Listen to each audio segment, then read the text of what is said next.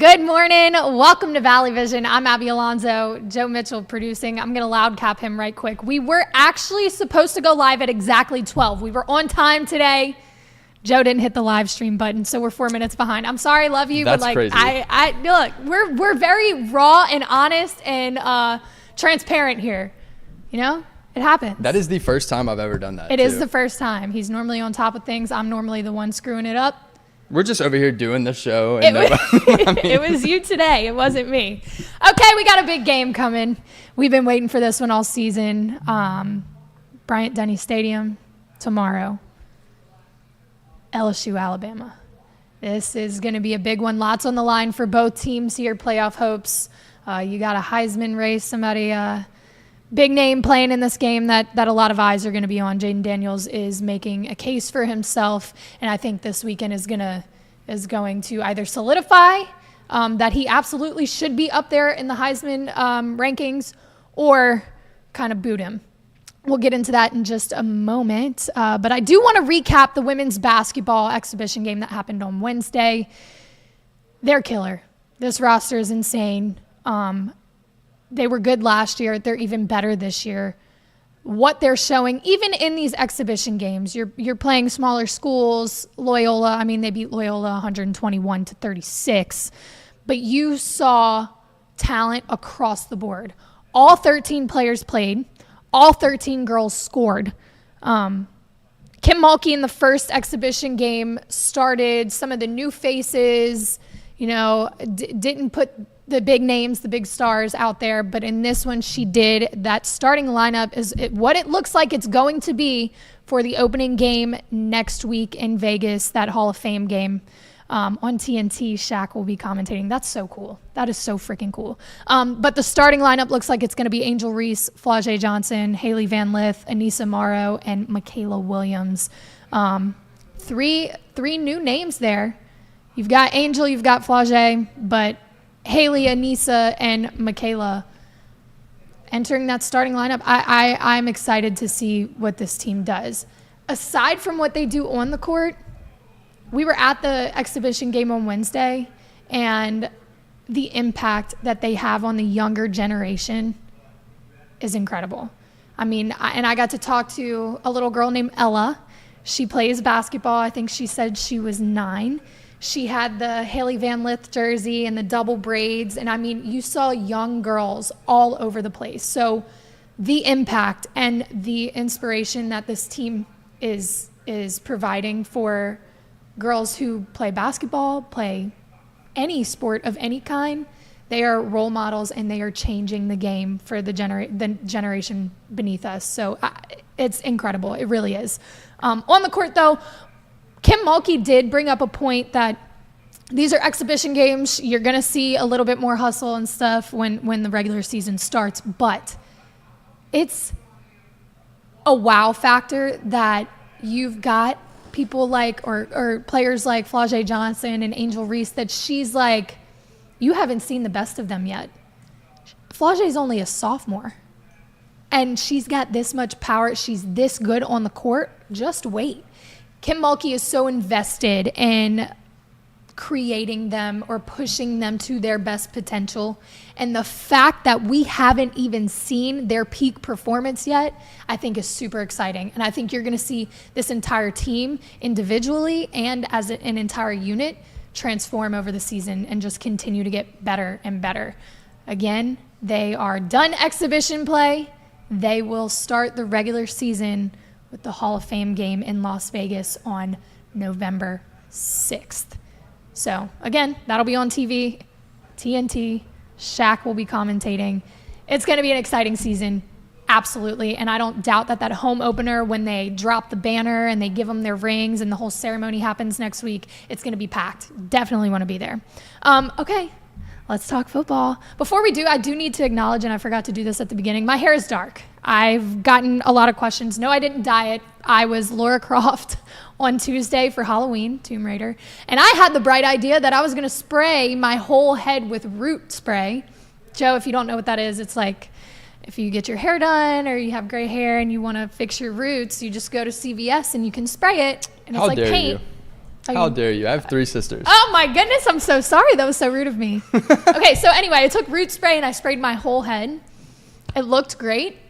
It's Friday and I'm still, if I touch it, it's on my hands. So I don't know when I'll be blonde again, but I wanted to put it out there before anyone said anything because I've been getting a lot of people swiping up and asking if I dyed my hair. No. Okay, now for the stuff that y'all actually watch for. Football. LSU, Alabama. LSU is ranked 14, Bama 8.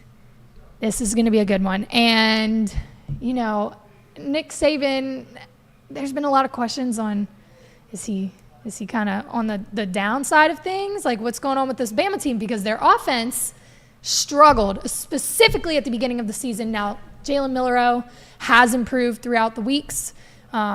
He's got a good deep ball, but they struggle in that short passing game. The O-line, they give up so many sacks. There is an opportunity for LSU to capitalize on that. Mm-hmm. And I think I want to talk both matchups here because you've got LSU's offense versus Alabama's defense, which is going to be something to watch. And then you've got LSU's defense versus Alabama's offense. Both of those units are struggling. So let's start with LSU's offense, averaging 550 yards per game. Jayden Daniels gave them trouble last year, but Alabama's defense, again, not the best defense we've seen out of Alabama ever, but a very strong unit. The corners are incredible. This is going to be a good matchup. And is it going to come down? Is this going to be the game where Alabama's defense is able to contain Jayden Daniels? Are they going to struggle with that? Are you asking me? Yeah. Yeah. So you look at Alabama, they have a top 15, they're top 15 in total defense, top 15 in scoring defense. What they actually, they're lower on the list on is run defense. And I think, so yes, I think you're going to see a lot of Logan Diggs and you're going to see a lot of Jayden Daniels. Mm-hmm. There's going to be a lot of read option, zone read type plays. I don't know if they're going to be able to contain him on the edges. And again, they struggled with that last year. I can't imagine. They've seen him. So, and Nick Saban's a smart guy, one of the greatest coaches of all time. So, yes, they've made the adjustments. They know they have to put a spy on him a little bit more. They're going to come into that game knowing that Jayden is going to run. It's just a matter of can they execute? Because, yes, Alabama knows what they're facing. They kind of know how Jayden works. But Jayden has improved incredibly from last season. He looks like he's just a much better quarterback in all assets. So I think that could be a make or break right there for Bama. If you can't contain Jayden, and we hope that they can't, that might do it. And again, Logan Diggs, another one, the running back room, all of them. I think that is going to be probably the key for the offense here. Yeah, that's even something that you saw late in last year's game was right down the stretch in the fourth quarter, LSU was down, and you really saw them commit to defending the pass because they couldn't guard Malik last year, and they struggled with Lacey and even Brian Thomas. So they kind of Alabama's defense kind of committed to that pass game, and then you saw Jayden get loose. He had that 50-yard run late in the fourth quarter that set up the Mason Taylor touchdown. Sticking with the offense before we switch over to what this matchup is going to look like between our defense and their offense, Jayden Daniels has a lot of eyes on him. This game is going to be a big statement. If he can come out on top over Nick Saban's Crimson Tide, I think his Heisman odds skyrocket because you're getting a lot of resistance here of J.J. McCarthy doesn't play the fourth quarter and this person's better. And I think if he can come out on top here and do what he's been doing and continue to have an average of 550 yards per game, it's going to be really hard to negate the fact that he deserves to be in New York. Yeah. Truly. So again, I'm looking for him to go off, and I don't doubt that he will. And I think you're going to have to see more of the same from LSU. They lead the country in total yardage. Again, Malik Neighbors leads the country in receiving yards. Brian Thomas leads the country in receiving touchdowns. But LSU as an offense also leads the nation in explosive plays of 20 yards or more. They're also the best in the country at converting on third down. So there's lots of metrics to look at here when you are facing a top 15 Alabama defense. you're going to need to see that, because I do think you're going to get the third down, and the pressure is going to be on, especially late in the game, because I do think however this game ends up falling, I think it's a one-possession game. So you're going to see those third downs, and if LSU is going to have a chance, they need to be able to convert and keep relying on those explosive plays. Absolutely. Let's switch over to the other side. Our defense is banged up. We said it earlier this week. Zai Alexander's out. Makai Wingo's out. They told us at the press conference yesterday, here's some tea for you. Michael Bonnet, the SID for football, came in before Brian Kelly walked in and said, hey, guys, talking to all of the media that were in there. He was like, do not ask about Deuce Chestnut or Denver Harris. They are not active right now. Don't ask him about it. He's in a good mood because, I mean, inevitably someone asks every single time Brian Kelly is at the podium. Understandably so. As a reporter, you have to ask these questions, but nothing is changing right now. So, yeah, they're not playing again. To be honest with you, I don't even know if they're still with the team. They're still with the team, but we have no clue what's going on. We're not getting any news. So, defense missing some key players. Gonna rely on some of the younger guys to come in here and step up. And man, what a challenge is that to get your name called when you're going to Tuscaloosa. And this is gonna be a big challenge for a lot of these younger guys. But who are you looking to see step into that position, kind of get to work? The first guy I'm looking to see is Ashton Stamps. Yeah. He came back this week with the team and practiced all week. Yep. I think, and look, you have a lot of freshmen that are going to get an opportunity this week in what is shaping up to be the biggest game of the year, especially the most important right now, not only because it's the game they're playing right now, but because for all intents and purposes, this is a playoff game. Yep. So you're going to have, I think you are going to see some freshman mistakes, but I think you're also going to see freshmen hungry to prove that they deserve to be there. So I'm really looking for Ashton Stamps to have a good game. You get an opportunity in the biggest game of the year. And I say that with my whole chest. This is all eyes are on this game. But as a freshman or a transfer, somebody who doesn't get a lot of playing time, this is an opportunity for you to prove yourself and to kind of put your name out there and let me show you what I can do when the team is relying on me to step up. So I'm excited to see that. Now, what does this look like? Because their offense struggles, our defense struggles. What's going to give here? What is the strategy for LSU's defense to kind of shut it down? I think there's two key metrics when looking at Alabama's offense. I said LSU led the nation in plays of 20 yards or more. Alabama's top 10 in plays of 40 yards or more. So they really rely on the deep ball. It's one of the things Jalen Milroe is really good at. On the flip side of that, and again, obviously, it really relies on the deep ball, top 10 in the nation and plays 40 yards or more, and you have a young secondary. Yeah. You don't have three of the guys that would typically get playing time. So that's a rough matchup. On the flip side of that, they also give up the fourth most sacks in the country. 35, I think. 35. Yeah. They've been sacked 35 times. So the very clear answer is go get the quarterback. Yep. Not easy, but simple. Go get the quarterback. I told you this before the show. I think Harold Perkins gets loose. I think he has at least 2 sacks. I'm looking for him to have a big game this week, solely because of that reason, because you're going to have to force them to play the short game. Now, that's going to be difficult for LSU, but it's got to be done because, like you said, if they allow Jalen Milroe to just throw deep, they're going to have a long night. I think if you get after the quarterback and don't give him that opportunity, put pressure on him, blitz, we might see a very different performance from the defense this week. It's there. The potential is there. The opportunity is there. It's just a matter of executing. They know that too. But how do they use Harold Perkins? How do they use the linebackers this week? Yeah, so obviously, like I said, it's not easy, but it is simple. Go get the quarterback. Problem is LSU is 92nd in the nation in sacks. Or maybe it's 99th. They're somewhere in the 90s in sacks. They have not been great about getting to the quarterback this year, and that is something that has to change. So what you're looking at is what Alabama does really, really well. LSU is incredibly vulnerable. What they do really poorly, LSU hadn't been great at getting to the quarterback. So not a great matchup. You said you're looking for Harold Perkins to have two sacks at least. I think that they should probably let me back up. There's no reason for LSU to be in the nickel. No reason for LSU to be in the nickel this week. You're already down. You're already down defensive backs. If you're going to throw a fifth one on the field, it's just going to be another guy who's inexperienced. And that doesn't mean he's not an elite player, but it means he's inexperienced, and this is the most important game of the year. So I'm looking for Harold Perkins to play more of a money or a buck. If we do have to go nickel, I think that should be Perkins. He's the highest graded cover linebacker in the whole SEC. He needs to be on the field every play defensively. I'm really looking for Omar Spates. I'm looking for Greg Penn and Whit Weeks to hold down the linebacker position.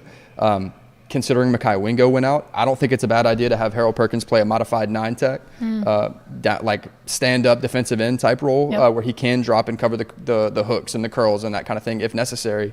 But I think when the focal point and the strength of your defense right now is your linebacker room, where you have 4 guys that you feel comfortable in, those 4 guys have to be on the field. I don't disagree with anything you just said. You do a very good job at answering the questions I give you. I'll give you that.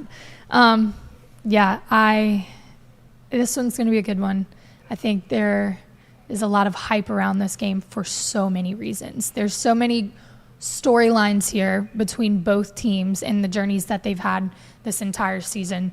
I wish we were going to be in Bama. I really do. And I'm going to be honest with you. I feel an upset. Like, I know that's like crazy to say considering all of the issues we've had this season, but it could happen this year. You look like you want to add some more. Oh, it definitely could happen. Look, Vegas has Bama as a 3-point favorite, which is home field advantage. They give you 3 points for playing at home. So Vegas says these are 2 very evenly matched teams, 2 top 15 teams. The upset is not out of the question by any means. To me, I think one of the most misleading stats about Alabama is their run game. I want to say they're, 76th in the nation if you look at team rushing stats. Problem is that includes sacks, and they're bottom 4 in the nation in giving up sacks. They've been sacked 35 times for 230-some-odd yards that they lost on those plays. Sheesh. I mean, I have it right here. Jace McClellan has 122 attempts for 569 yards. Roydell Williams has 67 attempts for 339 yards. And this is where they lose you. Jalen Milroe, 77 attempts for 142 yards. That's with sacks. With sacks included. You remove those 35 sacks, which, frankly, you should when you're just talking about that run game. Right. Jalen Milroe would have 42 attempts and 386 yards. That's a completely different story right there. Way different story. If you just look at the numbers with no context, that's a completely different story. Of course, they've taken that into account. Of course, the Brian Kelly and the staff have looked at these numbers, and they know how to strategize, like looking at sacks not included, rushing yards. That's a huge key there for anybody who missed that one. I think the biggest thing for this game, at least for me, looking at, the Jayden Daniels Heisman storyline is there, and you want to see the offense, this elite offense who has made a name for themselves. They constantly get compared to the 2019 offense, but as we've said multiple times, appreciate what you have. It's different. Appreciate what you have while you have it. I think for me, I want so badly to see this defense silence the doubts and have some of these young guys come up and be like, hey, we're capable of this. And again, these are guys that are going to possibly be here for a couple more years. Like, give us some peace in knowing that, okay, we do have young guys that can step up when needed, and they could become a vital part of the defense. I want that to happen so badly. Does it? I don't know. I would love to see these guys step up. I really, really would. Yeah, I think the answer there is you don't ask them to cover within 5 yards. And I know that sounds crazy, but when you're playing a team that, like, we've seen a lot of drop passes on the ones and twos, on the slants and the flats. Like, you've seen a lot of drop passes. You've seen Jalen Milroe struggle to get the ball to his receivers within 10 yards. So I think you let those young guys play off the ball, and you don't give up the big play. You make them beat you. You make them beat you on the outside short game, and I don't think they can if you do that successfully. I've heard throughout the week from the Alabama fan base that there's a little there's some nerves on if LSU can force Bama to have to score 30, or higher, we're going to come out on top. Like, if the offense can continue to progress and to produce, and you force, and your defense, exactly what you said, you force them to play the short game, I think that's how it goes, and I think that's how LSU gets a win. And Bama fans are very knowledgeable, and they're aware of that. They're aware of what LSU has the potential to do, and if they do it, it's not going to be a win for them. So, all right, give me a score prediction. So, with everything I just laid out, I do think that, again, if LSU can prevent the deep ball and they can limit the explosive plays that Alabama has on offense, it's going to be a massive, massive help. But at the same time, they have to be able to stop the run game. Without Mikaylah Williams, they're going to need Omar Speights and Greg Penn to fit their run gaps perfectly. I said I think Harold Perkins should be a modified 9 tech and move to the nickel if necessary. I think Whit Weeks would be your spy in this game. Mm-hmm. I don't know if that's what they're going to do. That's what I think would be the best option, but again, I don't know. If LSU can be able to stop the run and dare Alabama to throw the deep ball, and again, you can't give him the time. You got to be able to have the pressure. If LSU can do those things successfully, I think they win a one-possession game. My gut tells me, and this is heartbreaking, but my gut tells me that Alabama wins a one-possession game late. Part of me feels the same way as you, but there's another part of me that thinks that this team could do it. Just being in the room and the mentality and hearing the players talk, and nobody feels defeated that you're missing key players on the defense, and I feel good about it. Now, again, I feel good about a lot of things that don't go my way, but I think it is a close game regardless. I don't think you see an Alabama blowout over LSU. I don't think you see that. I think it comes down to a one possession, or maybe who has the ball last kind of thing. Whoever, you know what I mean? Yeah. I don't think you see a blowout either way. That's not this setup. Yeah. That's not this setup this year. LSU scores 41 points on offense on average. Bama gives up 16. You average that out, it comes out to 27 points. So I know that's not how the game's gonna work, but let's say on average LSU would score 27 points, so you can expect 27 given 41 versus 16. So let's say you can expect LSU to score 27 points. I don't know if you win scoring only 27. I think you are going to have to cross the 30 mark. Yeah, I think that's the number there. You got to cross the 30 mark. I think for LSU to get a win this week, you have to cross the 30 mark. Yeah, you've got to. Again, you've got to force their offense to keep up, kind of thing. But we'll see. I'm super pumped. I don't even know what I'm doing for the game tomorrow, but no vlog, unfortunately. We will be back next week. Before I get into what we're doing next week, because it's super exciting, we do have some Tiger tea, and this is real tea. I know I say Tiger tea every week, and it's cute little fun, woo, tea. No, this is tea. So a video came out, 2 years ago, of the football team at Arizona State. One of the guys in the locker room took a video of the team raiding Jayden Daniels' locker and basically screaming, "He sucks anyway," kind of thing when he entered the transfer portal, which is heartbreaking. I could go on a tangent about that. But anyway, there's a video that came out a while ago. It is now recirculating. And I would just like to say to the guy who put that video out there, how are you feeling right now? Because it didn't age well. The guy you were talking about is in Heisman candidacy. And he's leading an LSU team, one of the best offenses in LSU history, with a struggling defense, to a successful season. You were wrong. Really wrong. You want more tea on that? Yeah. The player filming was a transfer to Arizona State from LSU. That storyline. Man, I could get heated about it, but I love it for Jayden Daniels' story. Oh, yeah. I love it. Come on, man. Hold this trophy for a second. Come on, man. Let me tell you something. If he wins the freaking Heisman, and a little bit of a stretch there, that man better delete his social accounts. And that's all I got to say. That is the Tiger Tea for today. Jayden Daniels, I got you, homie. Okay, next week I did mention we are doing a vlog, but we're also doing something really new and cool. We're having a culture media tailgate.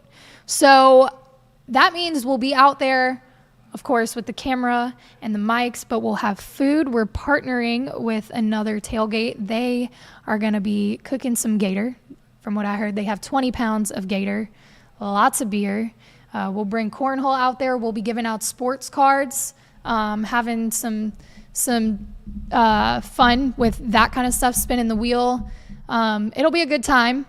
And again, we will be doing the vlog. We would love for y'all to swing by, come talk to us. It's not just me out there, it's all of Culture Media. So Joe has 10-second runoff, his college football show. He'll be out there if you want to chop it up about other teams other than LSU. Anthony will be out there. He's got Bets and Breaks up and in, where he gets to talk to all kinds of really cool athletes, coaches, entrepreneurs, and then the Bets and Breaks show, sports gambling, sports cards. We got something for everybody. We'll all be out there looking to connect with you guys. So make sure to swing by. We will be dropping more information about that next week, where we're going to be, what time, what we're going to be doing, all that kind of stuff. But we would love for you guys to come out. You know, y'all support us online, but it means a little bit more when we're able to connect with the people who are supporting us, and we do appreciate y'all. Ready for that game tomorrow? We're going to round out here. We will see y'all soon.